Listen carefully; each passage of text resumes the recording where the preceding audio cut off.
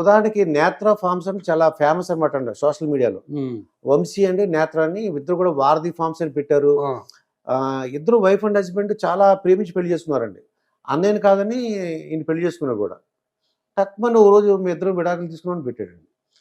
అది అన్ఫార్చునేట్ అండి కొంచెం. ఎందుకంటే ఈ రోజుల్లో గివ్ అండ్ టేక్ పేషెన్స్ తగ్గిపోతాను. లవ్ మ్యారేజ్ కానీ ఏదైనా కానీ ఒక రిలేషన్షిప్ గివ్ అండ్ టేక్ అంతే కదా. నువ్వు కొంత ఇవ్వాలి, నేను కొంత తీసుకోవాలి, నేను కొంత ఇవ్వాలి. ఆ గివ్ అండ్ టేక్ తగ్గిపోయి పరస్పర అవగాహన తగ్గిపోతుంది. తర్వాత పేషెన్స్ లేకుండా చిన్న చిన్న విషయాల్లో కూడా పెద్ద పెద్ద డెసిషన్స్ తీసుకుంటున్నారు. అది అన్ఫార్చునేట్. అది ఈ రోజుల్లో ఉన్న యువతరం మీద నాకున్న ఒక క్రిటిసిజం అది. అదే నేనేమంటానంటే వాళ్ళు ఫాదర్ మదర్ ఎవరు రిలేటివ్స్తో ఉన్నారనుకోండి, అంటే అత్త ఏదో వీళ్ళిద్దరూ విడిగా ఉన్నారు.